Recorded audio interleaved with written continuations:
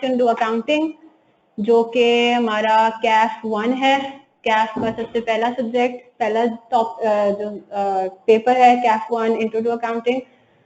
तो for the next 4 months till 31st of July, hopefully you will be studying this subject with me.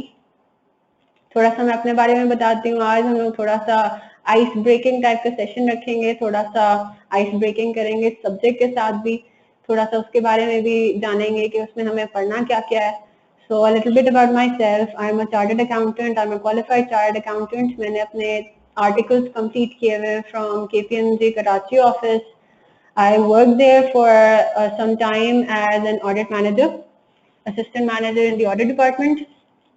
और teaching is basically my passion, one of my biggest passions.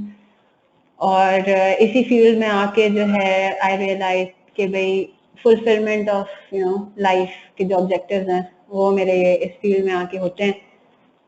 So here I am. ठीक है जी। तो अब थोड़ा सा आप लोग अपने बारे में बताएं। Salman, you are active. Umar, I welcome you to the class. I hope आपने थोड़ा इंट्रोडक्शन सुन लिया होगा मेरा। ठीक है, अपने बारे में जरा बताएं कि आप लोगों में से कितने कौन कौन जो है वो कॉमर्स के बैकग्राउंड के हैं, कौन से साइंस के हैं। सलमान एंड उमर एंड आसिफ, अगर आप हैं, प्रेजेंट हैं। क्या किया हुआ है आप लोगों ने? ए लेवल्स किया हुआ है, एफएससी किया हुआ है, ठीक है। किसमें, कॉमर्स में या मेडिसिन के उसमें, ये भी बताते जाएं ताकि मुझे एक आइडिया हो जाए कि कितनों ने कॉमर्स पढ़ा हुआ है। प्री मेडिकल, ओके, गुजरावाला से। ओके जी, उमर फारूक ने गुजरावाला से प्री मेडिकल किया हुआ है और सलमान ने और आपने भी, आसिफ ने भी प्री इंजीनियरिंग। जबरदस्त। तो सीए में कैसे आ गए? Change of field, career change करने का सोचा?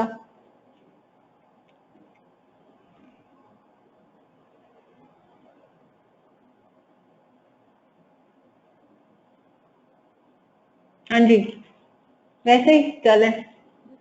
I hope this works for everybody. CA बड़ी प्रेस्टिजियस सी एक प्रोफेशन है। ठीक है, काफी मार्केट में इस तरीके का एक माइंडसेट बना हुआ है कि सीए जो है कुछ अच्छा, ठीक है। तो काफी लोग इस तरह से कहते हैं कि कहीं पे नहीं होता तो चलो जी सीए करने लग जाओ, सीए में तो हो ही जाएगा, सीए तो हो जाएगा। ऐसी कोई बात नहीं है। सीए भी बड़ी एक डेडिकेटेड सी फील्ड है, इसमें भी बड़ी परसिस्टेंसी रिक्वायर्ड है। Unless you are persistent and persevered तो आपका कोई नहीं, आप नहीं कर सकते सीए।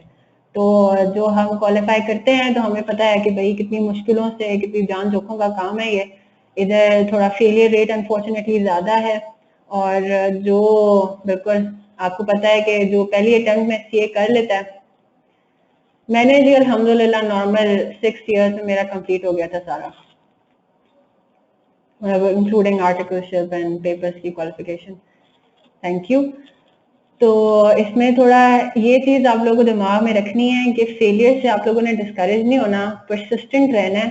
ठीक है, और आई होप आप लोगों का पहली अटेम्प्ट है सबकी इंट्रो टू अकाउंटिंग की, पहली अटेम्प्ट है सबकी। ठीक है,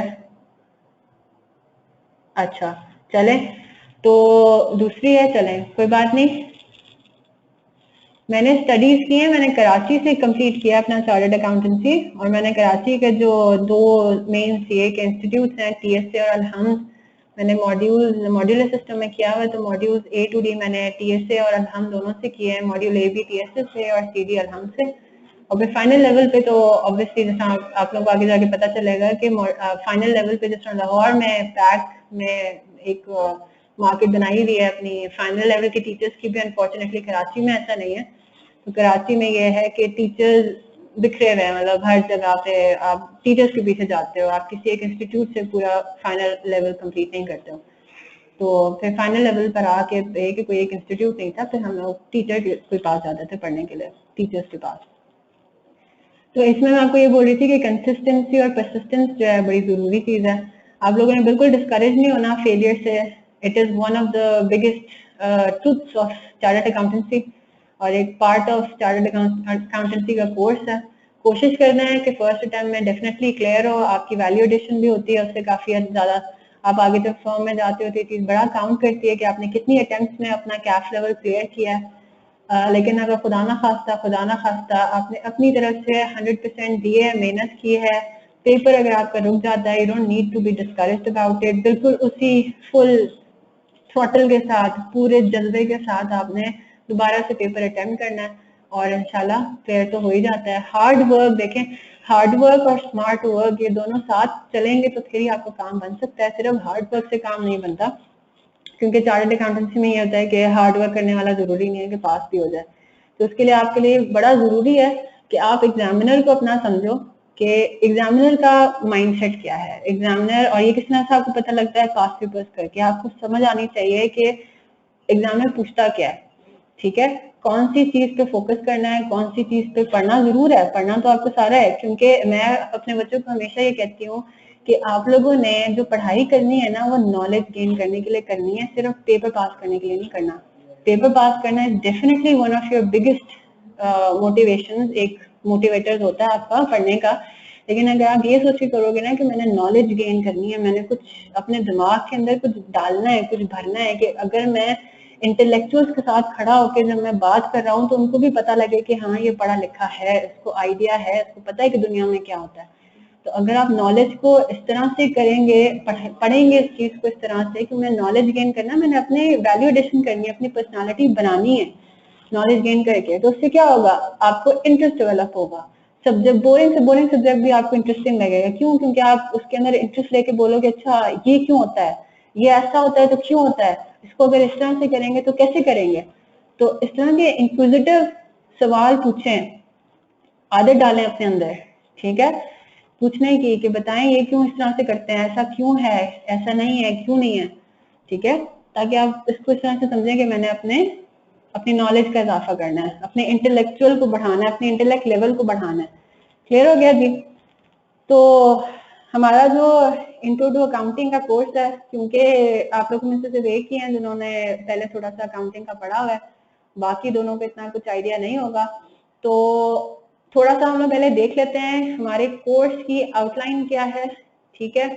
गिव मी अ सेकंड, मैं एक और जरा फाइल डाउनलोड कर लूं, फिर मैं स्क्रीन वापस से शेयरिंग को लेकर आती हूँ।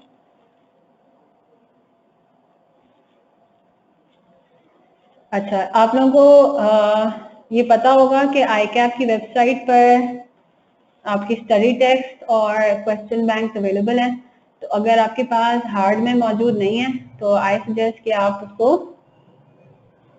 डाउनलोड कर लें। वैसे हार्ड में होना अच्छा रहता है कि लाइट नहीं है या लैपटॉप अगर चार्ज नहीं है तो आप उसके बावजूद भी पढ़ सकते हैं।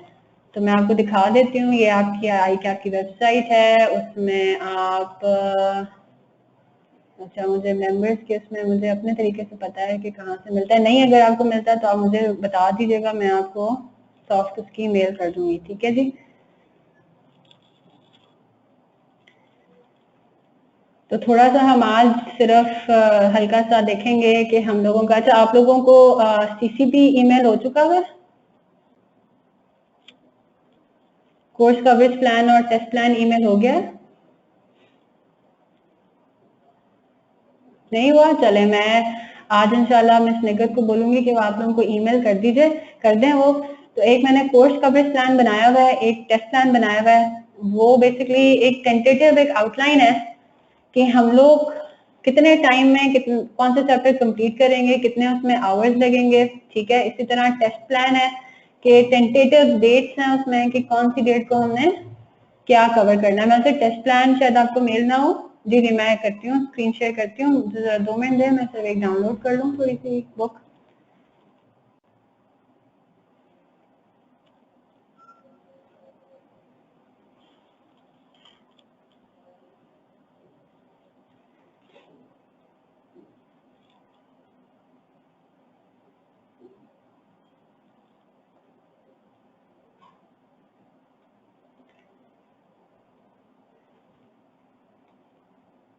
चलें जी, नजर आ रहा है आपको? तो ये आपकी स्टडी टेक्स्ट है, ठीक है जी। इसके अंदर पहले हम लोग ये देख लेते हैं कि हमारा आईकैप का जो सिलेबस है वो है क्या, उसका ब्रेकअप क्या है, आई कैप ने हमें क्या वेटेज दिया है, फिर मैंने एक एनालिसिस बनाया हुआ है, आप लोगों को आइडिया होगा या शायद नहीं भी हो, कोई मसले वाली बात नहीं है। आई कैप का फॉर्मेट जो है वो थोड़ा चेंज हुआ है फ्रॉम 2013, एप्लीकेबल हुआ है ये 2014 के सितंबर के जो ऑटम का जो अटेम्प्ट था उससे। पहले जो है मॉड्यूलर सिस्टम था, उसके अंदर सिलेबस के थोड़ी डिफरेंस था। कैश का जो आप लोगों का स्कीम आया उसमें थोड़ा सिलेबस डिफरेंट हुआ है, उसमें कुछ चीजें ऐड डिलीट हुई हैं, ठीक है। तो एनालिसिस एक मैंने बनाया पास्ट पेपर्स का, हमारे पास टू डेट जो है वो 4 अटेम्प्ट अब हो चुकी हुई हैं कैश की, नए सिलेबस की, नई स्कीम की। तो उसके हिसाब से मैंने एक एनालिसिस बनाया हुआ, वो भी हम लोग देख लेते हैं कि जितना आई कैप कहता है, जितना आई कैप अगर आप ये सिलेबस देखेंगे, ठीक है जी, आप ये जब सिलेबस देखते हैं तो इसमें आई कैप आपको वेटेज भी बता रहा है कि कौन सा एरिया कितना % जो है वो टेस्ट होगा, अगर आप एक ग्रिड देखें, ठीक है। तो इस चीज को ऑब्वियसली देखने से पहले हमें पहले समझना पड़ेगा कि भाई हमारा introduction to accounting, intro to accounting का जो सिलेबस है उसमें है क्या क्या, साथ में वेटेज भी इसकी देख लेते हैं, ठीक है जी। अच्छा, सबसे पहले तो मुझे आप ये बताएं, जिन्होंने जो पहली दफा अकाउंटिंग पढ़ रहे हैं, कि जब आप चार्टर्ड अकाउंटेंसी में आए, ठीक है, आप लोगों के दिमाग में कुछ तो होगा ना कि चार्टर्ड अकाउंटेंसी में पढ़ते क्या पढ़ते हैं, किस चीज के बारे में chartered accountancy, accountancy, what does this term mean, accounting क्या होता है?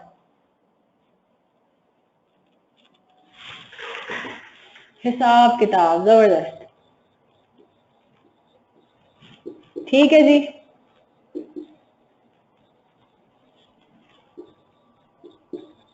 बिल्कुल सही बात है, हिसाब किताब, किस चीज का हिसाब किताब? बिजनेस का, किसी भी बिजनेस का हिसाब किताब। तो अकाउंटिंग एग्जिस्ट ही तब करती है जब कोई बिजनेस हो, ठीक है। तो जब तक कोई बिजनेस नहीं होगा तब तक कोई हिसाब किताब की कोई नौबत ही नहीं आएगी, अकाउंटिंग की कोई नौबत ही नहीं आएगी। अब बिजनेस क्या होता है, ये जरा हल्का फुल्का डिस्कस भी कर लेते हैं, बिजनेस क्या होता है। आप लोगों की कोई फ्रेंड फैमिली में से, फ्रेंड्स में से किसी ने कोई ना कोई बिजनेस तो किया होगा, कर रहे होंगे, या अगर कोई बिजनेस नहीं भी करता तो आप लोग देखते हैं आप लोगों के घरों के नजदीक जो दुकानें हैं उसमें क्या सिस्टम हो रहा होता है, बिजनेस ही तो होता है वो सब कुछ। उसमें एक ओनर होता है, दुकान का मालिक होता है, वो क्या कर रहा होता है सारा। अच्छा, आप कर रहे हैं बिजनेस, जबरदस्त, सोल प्रोप्राइटरशिप है, सिंगल ओनर है आप, जबरदस्त, ठीक है। तो आपको आइडिया होगा डेफिनेटली बिजनेस होता क्या है, कोई भी ऐसी एक्टिविटी जिसका क्या इंटेंशन हो कि हमने प्रॉफिट कमाना है। कैसे कमाना है? बिल्कुल, कैसे कमाना है? गुड्स या सर्विसेज एक्सचेंज करके, सेल करके। गुड्स क्या होती हैं? गुड्स आपकी होती हैं ऐसी चीजें जिनको आप टच कर सकते हैं, जिनको आप देख सकते हैं, जिनको आप फील कर सकते हैं, ठीक है। और सर्विसेज क्या होती हैं? ये इंटेंजिबल होती हैं। जिस तरह लेट्स से आपके जो हेयर ड्रेसर्स होते हैं, हेयर सलॉन होते हैं, ठीक है, उसमें क्या होता है, उसमें सर्विसेज प्रोवाइड की जा रही होती हैं, आपके बाल काट रहे होते हैं, ठीक है, शेव्स हो रही होती हैं, तो ये क्या है, ये सर्विसेज हैं। अब वो क्या करता है, उस हेयर सलॉन, हेयर ड्रेसर जो है, हेयर सलॉन का जो ओनर है, वो क्या कर रहा है, एक सर्विस प्रोवाइड कर रहा है इन एक्सचेंज फॉर मनी, पैसे, पैसे के अगेंस्ट, आपसे पैसे लेके आपके बाल बनाता है, ठीक है। और उसका इंटेंशन क्या, उसकी नीयत क्या है कि मुझे प्रॉफिट कमाना है, मेरे जितने भी अखराजात आते हैं मुझे उससे ज्यादा पैसे लेने हैं लोगों से ताकि मेरी जेब में पैसे जाएं। डेफिनेटली अगर तो प्रॉफिट का इंटेंशन नहीं होगा तो बिजनेस बिजनेस नहीं कहलाता। ये क्या है, सारी डेफिनेशन हम इंशाल्लाह डिटेल में भी पढ़ेंगे, लेकिन अभी समझने के लिए हम लोग ये देख रहे हैं कि जो हमारा सेक्शन है introduction to business and accounting, उसके अंदर क्या क्या चीजें आएंगी। उसमें बेसिकली सारी चीजें यही हैं कि आपको बेसिक डेफिनेशन हम देखेंगे, बिजनेस की डेफिनेशन हो गई, अकाउंटिंग क्या होती है, अकाउंटिंग की डेफिनेशन हो गई, डबल एंट्री बुक कीपिंग किसको कहते हैं, कैसे करते हैं, डेबिट्स और क्रेडिट किसको कहते हैं, अकाउंटिंग कॉन्सेप्ट के नाम से एक चीज है, काफी चीजें इनफैक्ट अकाउंटिंग कॉन्सेप्ट हैं, प्रिंसिपल्स हैं, वो हम देखेंगे कि उनको वो क्या चीज है, वो क्या बताती है हमें किसी अकाउंटिंग के बारे में, ठीक है। तो ये सब चीजें हमारी फॉल करती हैं introduction to business and accounting के अंदर। बिल्कुल बेसिक्स, अकाउंटिंग की बेसिक्स हम यहाँ पे पढ़ेंगे, जिसमें ये इतना इंपॉर्टेंट एरिया है कि अगर तो आपकी इस एरिया में, इनफैक्ट इस पूरे सब्जेक्ट में अगर आपकी ग्राफ नहीं बनी, अगर आपका स्ट्रॉन्ग होल्ड नहीं बना, अगर आपको सारी चीजें सही से समझ में नहीं आई, अगले 4-5 सालों की जितनी भी स्टडीज हैं, जितनी भी फाइनेंशियल अकाउंटिंग एंड रिपोर्टिंग है, जितनी भी एडवांस्ड अकाउंटिंग एंड रिपोर्टिंग है जो आपके फाइनल लेवल पर है, वो आप फिर नहीं कर सकेंगे ठीक से। तो दिस इज वेरी इंपॉर्टेंट कि आपने इंट्रो टू अकाउंटिंग में अपने जितने भी प्रॉब्लम्स हैं, जितने भी कॉन्सेप्ट्स हैं, आपने अपने सब क्लियर करवाने हैं मेरे से। I am there to help. मैं इसीलिए यहाँ पे आपको पढ़ा रही हूँ कि आपकी इस तरह के कॉन्सेप्ट्स क्लियर हो, ठीक है। तो एक चीज ये जरा सुन लीजिए, मेरे क्लास का रूल क्या है। मुझे रिस्पॉन्सेस चाहिए होते हैं, ठीक है, बच्चों से। मुझे जब तक आप लोगों से रिस्पॉन्स नहीं आएगा, मैं कोई चीज पूछूंगी और मेरी आदत है कि मैं नाम लेके ना सबके मैं शुरू हो जाती हूँ, हाँ जी आज से सलमान फारूक कोई प्रॉब्लम, आंसर बताएं, ये वो। जब तक मुझे कोई जवाब नहीं आएगा मैं आगे प्रोसीड नहीं करूंगी, ठीक है। और दूसरा रूल ये, मेरी क्लास में आपने जितने सवाल पूछने हैं ना आप पूछें, कोई भी क्वेरी हो, स्टूपिड से स्टूपिड हो, आपने सवाल पूछना है, आपने अपना कॉन्सेप्ट क्लियर करना है, ठीक है। अब ऑब्वियसली इसमें क्या है, आपकी तरफ से भी थोड़ा सा हार्डवर्क चाहिए, थोड़ा सा इनपुट चाहिए कि आपने जो भी क्लास में हमने पढ़ा है वो थोड़ा सा रिवाइज करें ताकि अगली क्लास में प्रॉब्लम ना हो, ठीक है। पढ़े बगैर अगर आप आ जाते हैं तो डेफिनेटली आपको चीजें समझ नहीं आएंगी, ठीक है। तो सर सलमान ही मुझे ओके गुड गुड करते जा रहे हैं, आसिफ और उमर, ठीक है जी, क्लियर हो गया, इट्स ओके, चलें गुड है, सही है। तो हम इस तरह से भी पहले देख रहे हैं, पहले इस चीज को कवर कर रहे हैं इंशाल्लाह। आज तो इतना कोई हम डिस्कस नहीं कर सकेंगे, बेसिक्स ही थोड़ा देखेंगे, ठीक है। तो हम intro to business and accounting का मैं आपको बता रही थी कि उसमें हम लोग बिल्कुल बेसिक्स पढ़ेंगे अकाउंटिंग के बारे में कि क्या होता है, बेसिक्स क्या है इसकी, और इसका जो वेटेज है जो कि आईकैप ने अपने सिलेबस में दिया हुआ है वो है 40%। इसका क्या मतलब हुआ कि एक पेपर में आप तकरीबन 40 मार्क्स एक्सपेक्ट कर सकते हैं फ्रॉम दिस एरिया, ठीक है। तो देख लें कितना जरूरी है ये।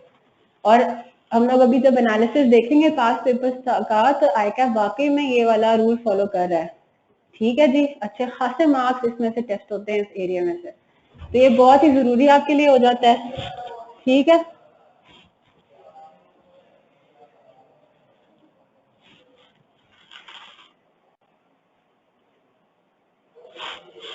ठीक है जी, अच्छा।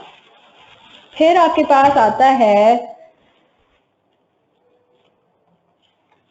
हाँ जी, फिर आपके पास एक बड़ा ही इंपॉर्टेंट एरिया आता है जो कि एक बस मेन हेडिंग है, उसके अंदर ढेर सारे एरियाज हैं, वो है adjustment.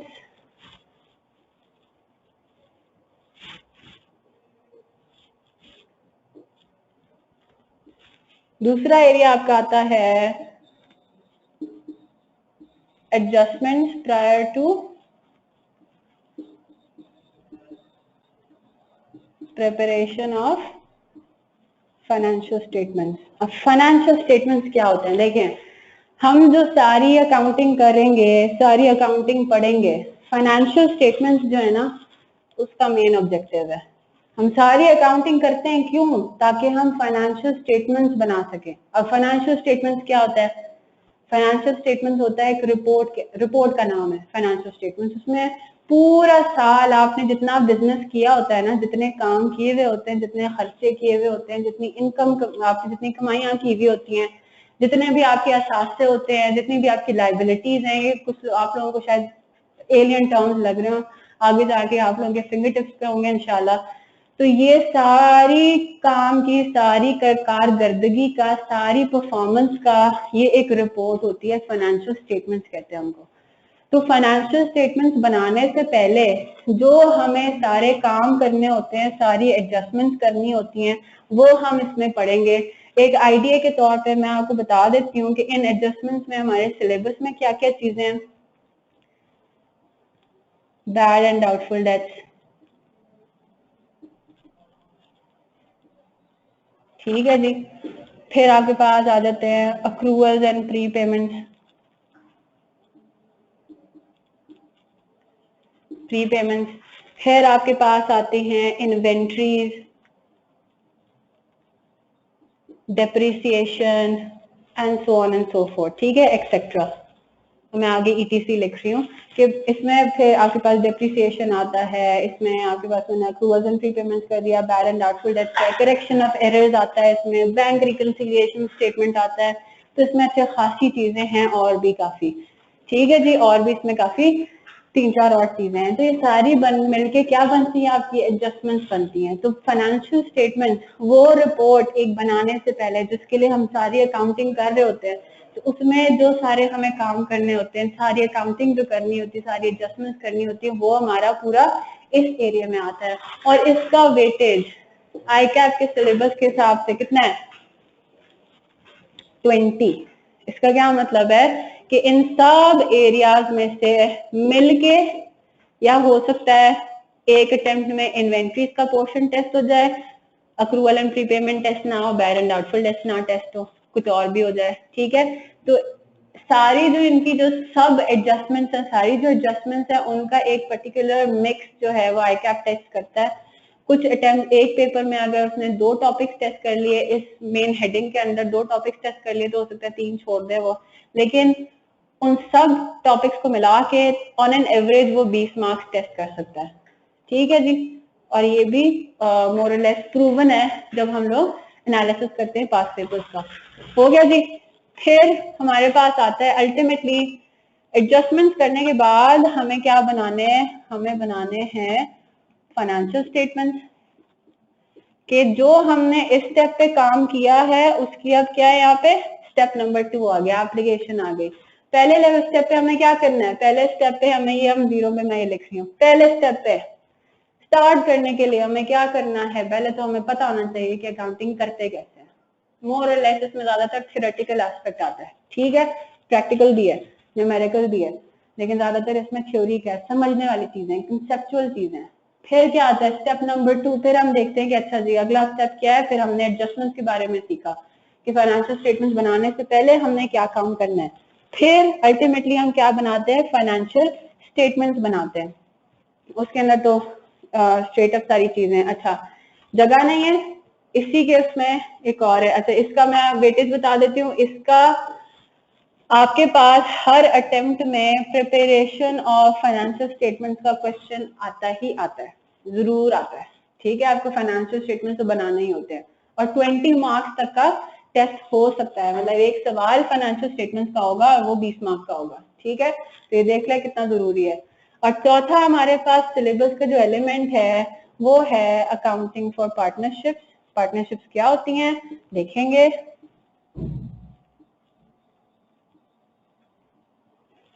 Partnerships, there you go, ठीक है, अकाउंटिंग फॉर पार्टनरशिप्स, ठीक है जी। और इसका भी वेटेज अगर आपने मैथ किया हो तो इसका 20% पार्टनरशिप फाइनेंशियल स्टेटमेंट 20 मार्क्स के क्वेश्चन डेफिनेटली आते हैं पेपर में, ठीक है जी। तो अगर हम इसको इस तरह से देखें तो आप इसमें ना वो नहीं कर सकते, स्किम स्टडीज नहीं कर सकते कि चलो एक एरिया पढ़ लेंगे कोई बात नहीं पास हो जाएंगे, ऐसा कुछ नहीं हो सकता। क्योंकि अगर आप ये देखें तो इंडिविजुअली कोई भी एरिया सेल्फ सफिशिएंट नहीं है। हमें आपको कितने मार्क्स चाहिए, 50 मार्क्स चाहिए पास होने के लिए, ठीक है। तो इसके लिए क्या जरूरी है कि आपने कवरेज अपनी 100% रखनी है, ठीक है, 100% रखनी है। अब कैसे तैयारी करेंगे किस चीज को, अब इन सब हेड्स में कौन सी चीज ज्यादा जरूरी है, कौन सी चीज को हमने किस तरह से पढ़ना है। बिल्कुल थ्योरी भी आती है आसिफ इसमें पेपर में, इसीलिए तो ये आपका जो सेक्शन नंबर ए है, पार्ट ए जो intro to business and accounting है, ये बहुत ही जरूरी है थ्योरेटिकल एस्पेक्ट से। बाकी में तो मोर और लेस न्यूमेरिकल के ज्यादा आते हैं, लेकिन आपका जो पहला एरिया है उसके अंदर से थ्योरेटिकल बहुत आता है, ठीक है। उसमें से डेफिनेशन भी आती हैं, उसमें आपको डिस्कस करने को भी बोलता है। थ्योरी है इस पेपर में, थ्योरी है, ठीक है। लेकिन हम इस तरह से नहीं कह सकते कि इतना परसेंटेज पेपर थ्योरी का होगा, इतना न्यूमेरिकल का होगा, वो फिर पेपर टू पेपर डिफर करता है, ठीक है जी। तो ये एक आपका थोड़ा सा एक जनरल आउटलुक है कि ये चीजें हमें पढ़नी है अगले 4 महीनों में इंशाल्लाह, ठीक है।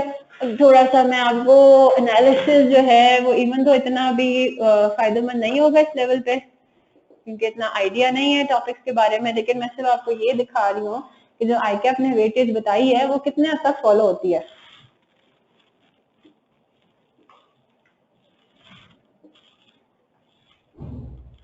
ठीक है, अच्छा ये आप देख लें, ये आप अब जब देखेंगे तो इसके अंदर मैंने एनालिसिस किया हुआ है पिछली 4 अटेम्प्ट का, मैं ये भी आपको इंशाल्लाह मेल करवा दूंगी ताकि आप लोग अपने रेफरेंस के लिए भी इस तरह के बनाया करें, एनालिसिस आसानी हो जाती है, अच्छा रहता है। हाँ, ये इस अटेम्प्ट में हुआ है, जो भी पिछली अटेम्प्ट गुजरी है इसमें मार्च 2016 के अंदर उसने थोड़े से 1-2 कॉन्सेप्ट आउट ऑफ सिलेबस आप लोगों के पूछ लिए हैं, लेकिन कोई मसले वाली बात नहीं है।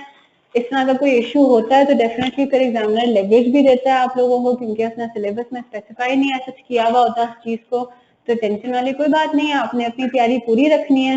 देखें पासिंग मार्क्स कितने हैं, 50। अब ऐसा तो नहीं हो सकता ना कि उसने 50 मार्क्स FAR 1 के पूछे हों और 50 मार्क्स उसने इंट्रोडक्शन टू अकाउंटिंग के पूछे हों, ठीक है, उसमें से क्या होगा, वो 5, 10, 15 मार्क्स पूछ सकता है मैक्सिमम FAR 1 के सिलेबस से। तो रिमेनिंग आपने जो 85, 75% जो पेपर है वो तो आप ठीक करो, सही है। तो इसके लिए मैं आप लोगों को इंशाल्लाह क्लास में भी ये बताऊंगी कि अपने नर्व्स पे काबू रखना कितना जरूरी होता है पेपर में, क्योंकि यही होता है, एक चीज आपने पढ़ी, एक सेंटेंस पढ़ा, ओ ये तो आता ही नहीं है, अब अगली जो सेंटेंसेस में, अगले जो स्टेटमेंट्स में जो कुछ लिखा हुआ है वो भले आपको आता भी होगा तो आप परेशानी में आके, पैनिक में आके भूल जाते हो, आपको होता है कि ये भी मुझे नहीं आता। तो इट इज वेरी इंपॉर्टेंट कि आपने पैनिक को अपने कंट्रोल में रखना है, अपनी नर्व्स को कंट्रोल में रखना है, और जो आता है एटलीस्ट वो तो जो आपने पढ़ा हुआ है, जो आपके सिलेबस में है वो तो ठीक ठीक अटेम्प्ट करो, ठीक है। तो वैसे इंशाल्लाह होपफुली जिन्होंने अभी पेपर दिया है एग्जामिनर्स, उनकी चेकिंग में थोड़ी लीनियंसी दिखाएंगे, सही है, यही हम दुआ कर सकते हैं कि पास हो जाएं, फिर इंशाल्लाह वो क्लियर हो गया। तो अगर आप ये देखो तो मैंने ये जनरल टॉपिकल एक एनालिसिस बनाया हुआ है।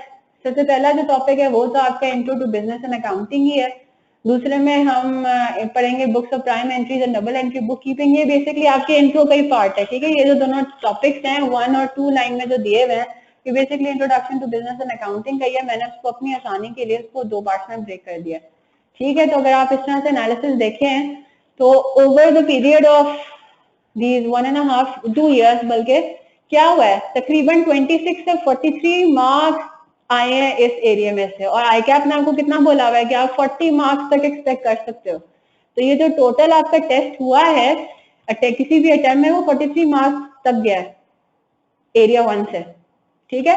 जो हमारा कैटेगरी 1 है introduction to business and accounting, उससे मैक्सिमम 43 मार्क्स तक भी टेस्ट हुए हैं, तो ये बड़ा ही इंपॉर्टेंट है, इससे आप लोग देख लो, ठीक है जी। फिर आपका सीरियल नंबर 3 से लेके सीरियल नंबर 9 तक ये आपका आता है सेकंड वाले portion, adjustments prior to preparation of financial statements. उसमें आप ये देखें कौन कौन सी चीजें हैं, उसमें हमारे पास डेप्रिसिएशन आता है, ये देखेंगे क्या होता है, बैड एंड डाउटफुल डेट्स है, अक्रूवल्स एंड प्रीपेमेंट्स है, इन्वेंट्री है, कंट्रोल अकाउंट्स है, बैंक रिकंसिलिएशन स्टेटमेंट्स है, और करेक्शन ऑफ एरर्स है। इसमें ICAP ने हमें बताया हुआ है कि वेटेज हम एक्सपेक्ट कर सकते हैं 20 मार्क्स, और एक्चुअली कितना उसने टेस्ट किया हुआ है 17 से 34 मार्क्स तक का, तो चलो ठीक है, मतलब ये भी हमें लगता है कि क्लोज टू 20, जो मिनिमम इसने टेस्ट किया हुआ है 17, वो क्लोज टू 20 है, तो चलो ठीक है, समझ में आता है, ठीक है जी। फिर आप अगर आप ये देखें preparation of financial statements of a soul trader, soul trader क्या होता है हम देख लेंगे आज, थोड़ा सा स्टार्ट कर देती हूँ मैं, चैप्टर 1 देख लेते हैं क्या चीज होती है ये प्रिपरेशन ऑफ फाइनेंशियल स्टेटमेंट्स का। मैंने आपको क्या बताया था, प्रिपरेशन ऑफ फाइनेंशियल स्टेटमेंट्स और अकाउंटिंग फॉर पार्टनरशिप, जो 4th आइटम है वो तो हमारा टेस्ट होता है हर अटेम्प्ट में, और यहाँ पे आप ये सब देख सकते हैं, ये चीज आप देख रहे हैं कि ये पिछली 4 अटेम्प्ट में ये वाला सवाल इस एरिया से हर क्वेश्चन हर अटेम्प्ट में आया, ठीक है। और इसका भी जो इसने ICAP ने वेटेज दी हुई है उसको ये पूरा का पूरा फॉलो करता है, क्लियर हो गया ये। अब इसमें क्या क्या है, ये एक डिटेल्ड एनालिसिस है, ये मैं आपको मेल करवा दूंगी।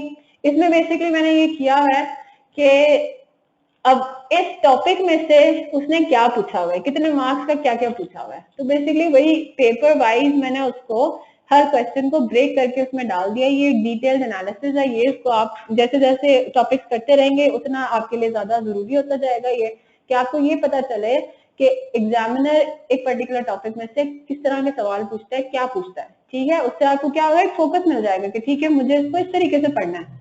जो उसमें से इररेलेवेंट डिटेल्स हैं वो बस एक दफा मैंने पढ़ ली एंड दैट्स इट। एग्जाम के पॉइंट ऑफ व्यू से मुझे किस चीज को ज्यादा फोकस करना है, किस चीज में ज्यादा प्रैक्टिस करना है, उससे आपको बड़ा अच्छा आइडिया हो जाएगा ये, ठीक है।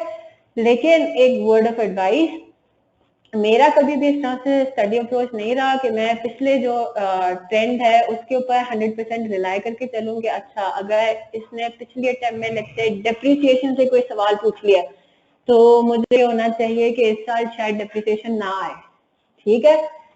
मसला ये है कि आईकैप का पैटर्न असल में इतना अनप्रिडिक्टेबल सा है कि हम इस चीज को अगर लेके चले ना, इस तरीके का अप्रोच को लेके चलें कि अगर पिछले साल पिछले अटेम्प्ट में डेप्रिसिएशन टेस्ट कर लिया है, इस अटेम्प्ट में नहीं किया तो चलो नहीं करेगा तो चलो नहीं करते, डेप्रिसिएशन टाइम नहीं है, तो ये बड़ा ही रिस्की अप्रोच है।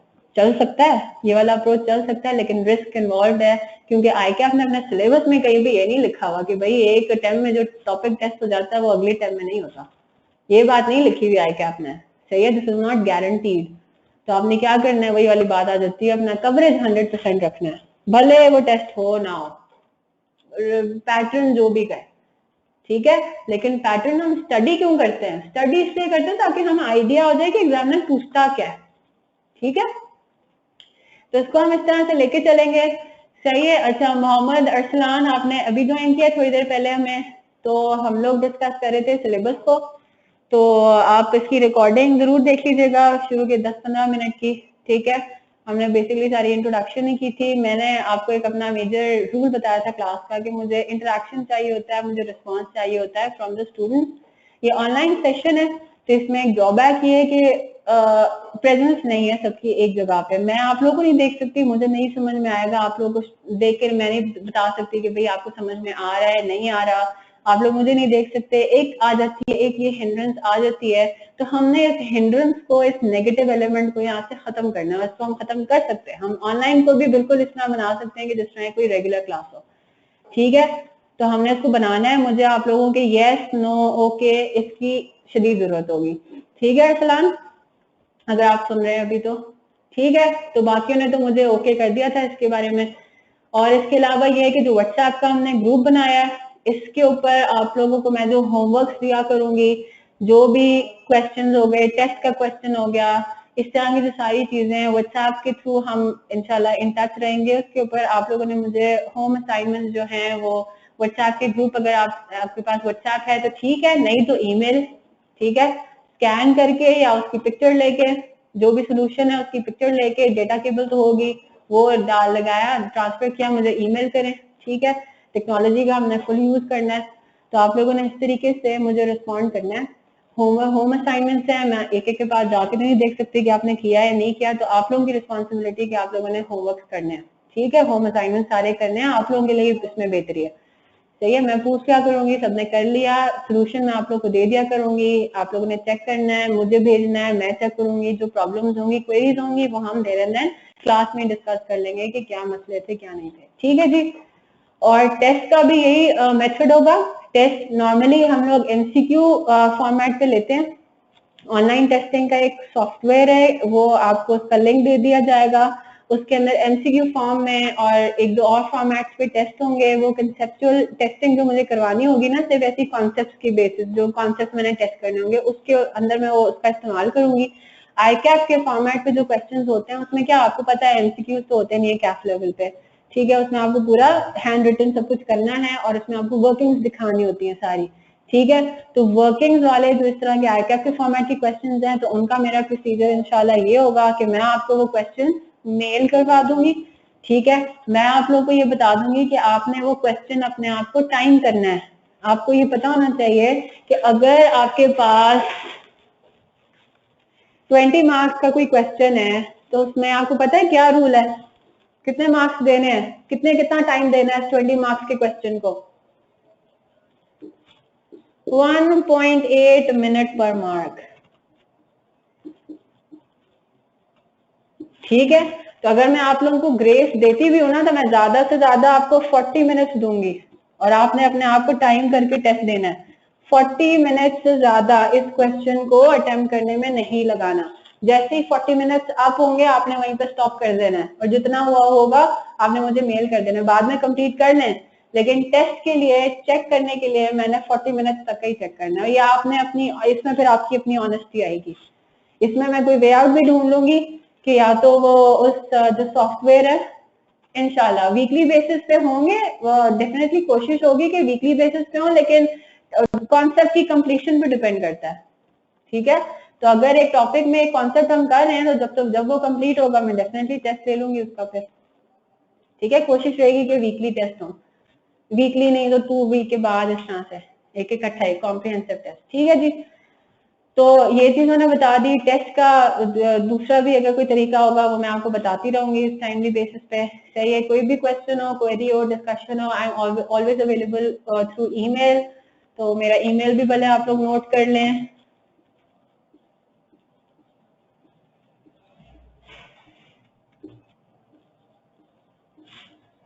ठीक है, ये मेरा ईमेल है हमारा ahmadaca@gmail.com। व्हाट्सएप के ग्रुप पे भी हूँ मैं, तो अगर आपके पास व्हाट्सएप है तो वेल एंड गुड होगा। ठीक है जी,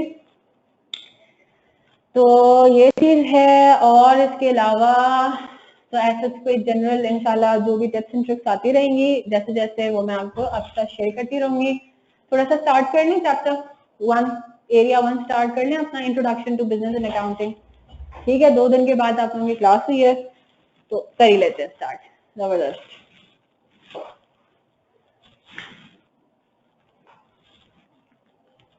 अच्छा जी,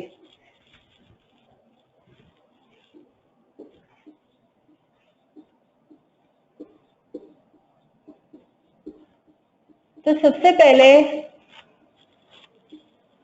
तो हम लोग ये देखते हैं कि जिसकी वजह से अकाउंटिंग एग्जिस्ट करती है, बिजनेस, वो क्या होता है, उसकी डेफिनेशन क्या है, टेक्निकल डेफिनेशन उसकी क्या है, उसके मेन एलिमेंट्स क्या है, फीचर्स क्या है। तो वो जब हम लोग देखते हैं पहले, तो ये आप लोगों के स्टडी टेक्स्ट के अंदर उसकी बड़ी अच्छी डेफिनेशन मौजूद है। ठीक है जी, तो वो ये हमें बताता है कि बिजनेस, ये आप यहाँ पे देख लें, या मैं इसको उधर खोल देती हूँ।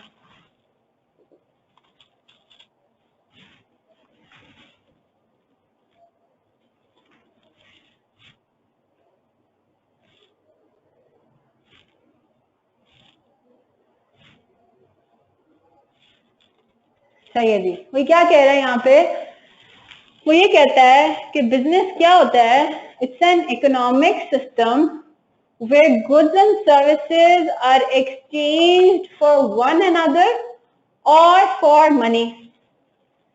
इसका क्या मतलब हुआ, इसका क्या मतलब है कि बिजनेस एक कोई इकोनॉमिक सिस्टम है। इकोनॉमिक सिस्टम क्या होता है इसको थोड़ी देर में देखते हैं। एक कोई भी सिस्टम है, एक एक्टिविटी है जहां पे गुड्स या सर्विसेज एक्सचेंज होती हैं, या तो किसी और गुड्स या सर्विसेज से एक्सचेंज फॉर वन अनदर, या फिर मनी के अगेंस्ट। अब गुड्स क्या होती हैं, मैंने थोड़ा सा भी बताया था, गुड्स क्या होती हैं, they are tangible items, tangible. ठीक है जी, टेंजिबल आइटम्स हैं जिनको आप टच कर सकते हो, फील कर सकते हो, देख सकते हो। ठीक है जी, तो गुड्स क्या होती हैं, टेंजिबल आइटम्स होती हैं। सर्विसेज क्या होती हैं, इनटेंजिबल, इनको आप टच नहीं कर सकते, बस ये सर्विस आपको मिल रही है, आप बेनिफिट उठा रहे हो किसी चीज का। हेयर ड्रेसर है, बाल कटवा रहे हो, कोई गुड्स तो नहीं मिल रही, सर्विस मिल रही है कि आपके बाल कट रहे हैं।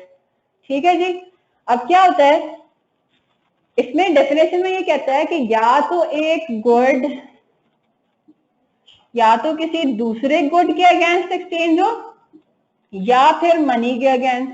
इसका क्या मतलब है, क्या एक गुड किसी दूसरे गुड के अगेंस्ट एक्सचेंज हो सकता है, हो सकता है।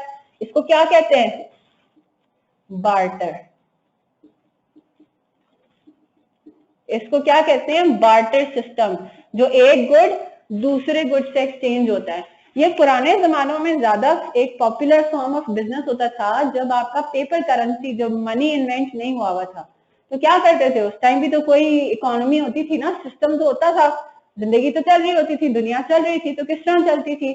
उसमें इस तरह से होता था कि लेट्स से मेरे पास 1 किलो गोश्त है, ठीक है, मुझे क्या चाहिए, मुझे लेट्स से सब्जी चाहिए, मेरे पास एक गोश्त है एक्सेस में पड़ा हुआ है, मुझे इसकी जरूरत नहीं है, मुझे किस चीज की जरूरत है, सब्जियों की। तो मैं वो गोश्त लेके किसी सब्जी वाले के पास चली जाऊंगी, किसी ऐसे बंदे के पास चली जाऊंगी जिसको सब्जियों की जरूरत नहीं होगी, जिसके पास सब्जियां एक्सेस में होंगी, जो सब्जियां बेचना चाह रहा होगा।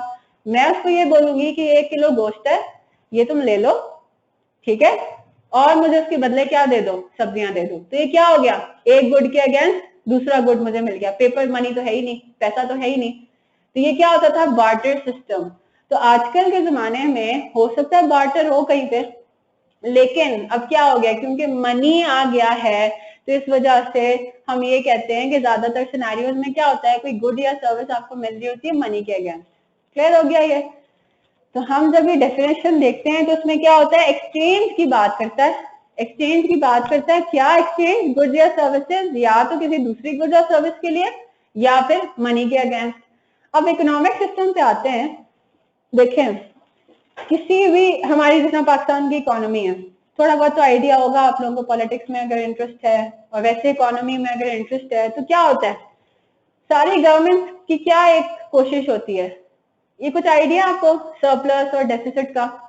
क्या होता है, वो कोशिश करती है कि हमारे पास कौमी खजाने में पैसा बचा रहे, क्या रहे, सरप्लस रहे। तो हमें एक चीज ये समझ में आती है कि इकोनॉमी का, किसी भी इकोनॉमी का मेन पर्पस क्या होता है कि हम जितना खर्चा कर रहे हैं ना, उससे ज्यादा हमारी आमदनी हो, या तो एटलीस्ट उसकी जितनी हो, या उससे ज्यादा हो कि हमारे पास कुछ पैसे बचे रहे, बच जाएं हमारी जेब में, और उस पैसे बचने को क्या बोलते हैं, प्रॉफिट। ठीक है, तो हमें ये डेफिनेशन समझ के पता लगता है कि बिजनेस क्या है, एक इकोनॉमिक सिस्टम है। अब इकोनॉमिक सिस्टम में क्या होता है, प्रॉफिट का एलिमेंट होना चाहिए। अब मैं इसको इसलिए कह रही हूँ कि अगर तो मैंने लेट्स से एक काम शुरू किया, ठीक है, लेकिन मेरी, देखें इकोनॉमी, एक कंट्री की इकोनॉमी भले नॉट फॉर प्रॉफिट हो, लेकिन मैं सिर्फ एक ये बात बता रही हूँ कि जो इकोनॉमिक सिस्टम एक जनरली जो हम कहते हैं ना कि बिजनेस एक इकोनॉमिक सिस्टम है, उसका मेन क्रक्स इसी तरह यही होता है, उसका रीजन यही होता है कि उसको एक अल्टीमेटली प्रॉफिट एक कमाना होता है। ये बिजनेस का एक इम्पॉर्टेंट फीचर है। जिस तरह मैं आपको एग्जाम्पल दे रही थी कि लेट्स से मैंने ये कहा कि मैंने एक एक्टिविटी स्टार्ट की कि मैं लेट्स से फूड आइटम्स बेचती हूँ, लेकिन मेरी नीयत ये है कि मैंने प्रॉफिट नहीं कमाना, मैंने बहुत ही कम पैसे लेके या 0 पैसे लेके मैंने फूड बेचना है, लोगों के दरमियान फलाही काम करना है मैंने। तो ये जो मेरी एक्टिविटी है ना, ये मेरी बिजनेस नहीं कहलाएगी। क्यों? क्योंकि इसमें one of the most important features of business, profit कमाने की इंटेंशन, वो वहां से मिसिंग है। ये बात क्लियर हो गई? तो अगर मैं गुड्स या अगर मैं गुड्स या सर्विसेज बेच रही हूँ, एक्सचेंज कर रही हूँ किसी दूसरे गुड या सर्विस की, तो मेरे बैक एंड में मेरी नीयत होनी चाहिए, इंटेंशन शुड बी देयर कि मैंने क्या करना है, प्रॉफिट कमाना है। अब मैं प्रॉफिट कमा सकती हूँ या नहीं कमा सकती, मैं इस तरह से ट्रांजैक्शन करती हूँ कि मेरा प्रॉफिट मैं कमा पाती हूँ, नहीं कमा पाती, दैट इज अनदर स्टोरी। लेकिन मेरी नीयत यही होनी चाहिए कि मैंने जो ये बिजनेस एक्टिविटी स्टार्ट की है ना, इसका मकसद क्या है कि मेरे पास, मेरी जेब में एक्स्ट्रा पैसे बचे। मैं अगर 100 रुपए खर्च करती हूँ तो मैं 120 रुपए, yes exactly Umar, non profit organisations जो होती हैं, जो एनजीओ होती हैं हमारी, जो फलाही काम करती हैं, आप उनको बिजनेस नहीं कह सकते, आप कहते ही नहीं हो कि वो बिजनेस है। क्यों? क्योंकि उनका प्रॉफिट कमाना नियत नहीं थी। अब वो प्रॉफिट, अगर वो उनका इत्तेफाक से प्रॉफिट कमा लेती हैं, वो सरप्लस कहते हैं उसको, अगर उनका सरप्लस बन जाता है तो वो इत्तेफाकिया, उनकी नियत नहीं थी, है वो बिजनेस नहीं है। क्लियर हो गया ये? तो यही मैंने आपको डिस्टिंग्विश करना था कि बिजनेस में प्रॉफिट की नियत होनी चाहिए। अगर तो किसी भी एक्टिविटी में प्रॉफिट की नियत नहीं है, वो वैसे ही इत्तेफाक से आपके पास प्रॉफिट बच गया, सरप्लस बच गया, तो वो इत्तेफाकिया है, वो बिजनेस फिर भी नहीं कहलाएगा। और इसी तरह अगर मैंने कोई बिजनेस सेटअप किया है और मुझे प्रॉफिट हुआ नहीं, तब भी वो बिजनेस ही कहलाएगा, क्योंकि मेरी नीयत तो है कि मैं कभी ना कभी तो प्रॉफिट कमाऊंगी। तो भले मुझे लॉसेस हो रहे हो शुरू के सालों में, तो फिर भी मेरा बिजनेस कहलाएगा। ठीक है, वो मेरी एक्टिविटी बिजनेस कहलाएगी, क्योंकि मेन आपकी चीज क्या है, इंटेंशन है, नीयत। इंटेंशन पे डिपेंड करता है कि एक एक्टिविटी क्या आपका बिजनेस है या नहीं। Intention to make profit.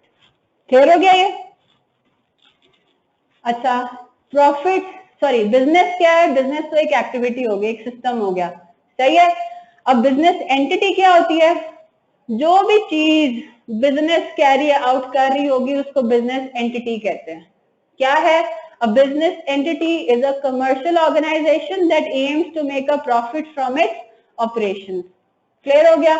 Commercial organisation भी वही है, कमर्शियल ऑर्गेनाइजेशन वही होती है जो कि प्रॉफिट कमा रही हो, that aims to make a profit from its operations. Factory setup की और मैंने उसको लेट्स से कि मैंने फ्लावर मिल, कोई आटे की कोई मिल मैंने सेटअप कर दी, ठीक है, तो वो क्या हो गया, मेरा बिजनेस हो गया। क्यों? मेरी नीयत है कि मैं आटे की बोरियां बेचूंगी with the intention of making a profit. लेकिन अगर मैंने आटे की मिल सेटअप की फलाही कामों के लिए कि मैं आटा उसमें से प्रोड्यूस करूंगी, मैन्युफैक्चर करूंगी और मैं उसको फ्री ऑफ कॉस्ट बेचूंगी लोगों के दरमियान, मुझे नहीं कमाना प्रॉफिट, मैं फलाई काम करना चाह रही हूँ, तो वो मेरा बिजनेस नहीं कहलाएगा, वो फैक्ट्री का जो भी नाम है वो मेरी बिजनेस एंटिटी नहीं होगी। क्लियर हो गया? तो आपके पास आप दूसरी बुक्स को रेफर करोगे, गूगल पे जाके सर्च करोगे तो बिजनेस की आपको डिफरेंट डेफिनेशंस आपको नजर आएंगी, लेकिन सबका क्रक्स सेम ही होगा, सारी डेफिनेशंस बिल्कुल ठीक है। आपको सिर्फ एक कुछ बातों का ख्याल रखना है कि एक बिजनेस कब कहलाएगा। उसके लिए जरूरी है कि हमें ये कैरेक्टरिस्टिक्स पता हो और ये कैरेक्टरिस्टिक्स हमें याद होने चाहिए। या तो ये कैरेक्टरिस्टिक्स क्वेश्चन में वो कैरेक्टरिस्टिक्स पूछ सकता है, या वो कह सकता है कि बताओ भाई फीचर्स क्या है। ठीक है जी, फीचर्स ऑफ बिजनेस के, बिजनेस के फीचर्स क्या क्या हैं, तो हम लोग इसको थोड़ा देख लेते हैं, फिर क्लोज करते हैं आज के लेक्चर को। पहले हम देख लेते हैं कि भाई बिजनेस होता क्या है। All businesses share certain characteristics. यहाँ ये आपने मेमोराइज करना है, ठीक है, स्टडी टेक्स्ट से कर लें, बेस्ट है। पहली चीज, businesses exist to make profit, ये तो सबसे इंपॉर्टेंट फीचर है, ठीक है। कैसे करते हैं profit? Businesses make profit by supplying goods और सर्विसेज टू अदर्स, और वो जो अदर्स हैं, जो दूसरी पार्टी है, उसको हम क्या कहते हैं? कस्टमर कहते हैं, जिसको हम गुड्स या सर्विसेज बेचते हैं। उससे या तो हमें पैसे मिलेंगे, हाँ एग्जैक्टली, जिसको हम एक्सचेंज करेंगे, या तो इन कस्टमर्स से हमें क्या मिलेंगे? पैसे मिलेंगे, पेपर मनी मिलेगा, या फिर हमें क्या मिलेगा? कोई दूसरी गुड और सर्विस मिलेगी। तो दोनों सिनेरियो में जिसको हमने गुड्स और सर्विसेज एक्सचेंज किए, बेचे, वो हमारे कस्टमर्स कहलाते हैं। अच्छा, अब ये चीज देख लें, हम ये देखते हैं पहले, अगले फीचर को डिस्कस करने से पहले हम ये देखते हैं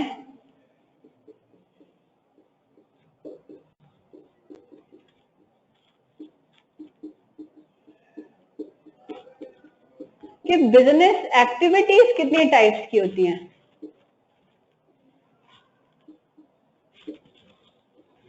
हाँ बिल्कुल, सेल की ऑन क्रेडिट, बिल्कुल, तभी बिजनेस होगा। देखिए, मैंने बिजनेस की डेफिनेशन क्या मैंने इसमें ये लिखा था कि बिजनेस तभी होगा अगर वो हमने सेल की सिर्फ कैश के ऊपर, अगर उधार पे सेल किया तो वो बिजनेस नहीं कहलाएगा। नहीं, ये तो बिजनेस की डेफिनेशन में था ही नहीं। बिजनेस की डेफिनेशन में सिर्फ क्या है? सेल या परचेज करो, जो भी करो, बस उसमें नियत होनी चाहिए कि मैंने प्रॉफिट कमाना है। क्लियर हो गया? तो अगर वो क्रेडिट पे भी सेल करता है तो वो तभी बिजनेस कहलाएगा हमारा। ठीक है, अब हम देखते हैं कि टाइप्स ऑफ बिजनेस एक्टिविटीज कितनी है।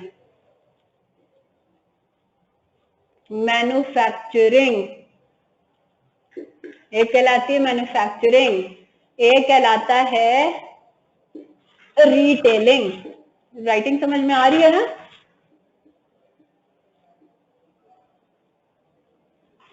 ठीक है, एक कहलाता है रिटेलिंग और एक दूसरा होता है सर्विसेज प्रोवाइडर। अच्छा जी, अब मैन्युफैक्चरिंग क्या होता है? मैन्युफैक्चरिंग एक्टिविटी क्या होती है? उसमें ये होता है कि आपने एक चीज खरीदी, उसको उसके ऊपर कोई प्रोसेस अप्लाई किया और उसको एक बिल्कुल ही नए फॉर्म में कन्वर्ट करके फिर बेचा। लेट्स से फर्नीचर की मैन्युफैक्चरिंग करना, इसमें क्या होता है? To produce product from raw material. बिल्कुल, इसमें क्या होता है, मैंने वुड परचेज किया, उसको मैंने डाला मशीनरी में, ठीक है, मशीनरी में डाल के उसको आरे में उसको पीसेस किया उसके, फिर मेरे एम्प्लॉइज ने क्या किया, ग्लू किया, उसको हैमर किया और उसको किसमें कन्वर्ट कर दिया, चेयर्स में। Entirely different thing. तो ये क्या हो गया, ये मेरा हो गया मैन्युफैक्चरिंग। इसी तरह यूनिलीवर है, यूनिलीवर क्या प्रोड्यूस करता है, मैन्युफैक्चर करता है आइसक्रीम, वॉल्स, यूनिलीवर की ब्रांड है। आइसक्रीम में क्या होता है, वो क्या करता है, परचेज क्या करता है, दूध परचेज करता है, पानी होता है उसमें, आर्टिफिशियल फ्लेवर्स होते हैं, कोको पाउडर होता है, नेस्ले हो गया, इस तरह की बाकी मैन्युफैक्चरिंग कंपनीज क्या करती हैं, रॉ मटेरियल परचेज करती हैं, प्रोडक्शन प्रोसेस कहते हैं उसको, अप्लाई करती हैं और उस रॉ मटेरियल के ऊपर और एंटायरली एक डिफरेंट फॉर्म में चीज बना के उसको बेचती है कस्टमर्स को, ठीक है। तो वो क्या कहलाती है, वो मैन्युफैक्चरिंग एक्टिविटी कहलाती है। फिर आ जाता है हमारा रिटेलिंग का। रिटेलिंग में क्या होता है, there is no production involved at all.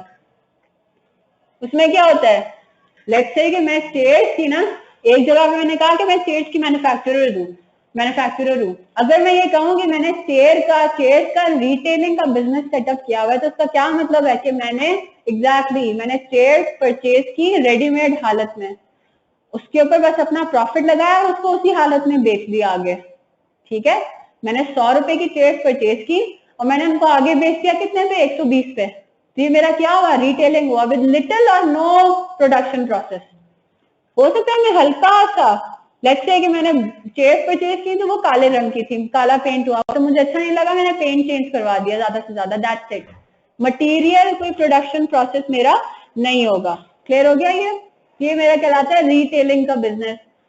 इन दोनों सिचुएशंस में क्या होता है कि आपके गुड्स इन्वॉल्व है, टेंजिबल आइटम्स, और क्या है फिर बच गया आपका इनटेंजिबल आइटम जो सर्विसेज है, उसके अंदर एक ही कैटेगरी है सर्विसेज प्रोवाइडर की, इसमें आप सर्विसेज प्रोवाइड करते हैं, ठीक है जी। तो ये आपके main types of business activities हैं कि आप प्रॉफिट किस तरह से कमा सकते हैं, या तो मैन्युफैक्चरिंग करके, या रिटेलिंग करके, या सर्विसेज प्रोवाइड करके। किनको, कस्टमर्स को।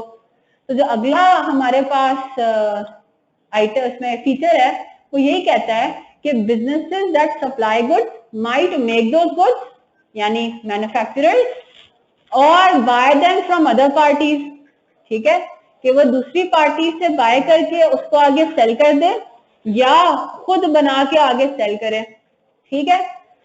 फिर अगले पार्ट में वो क्या कहता है, फीचर इसका ये है कि प्रॉफिट क्या है, profit is the reward for accepting risk. इसका क्या मतलब हुआ, इसका मतलब ये हुआ कि जब हम कोई बिजनेस स्टार्ट करते हैं ना, तो उसमें एक रिस्क का एलिमेंट है।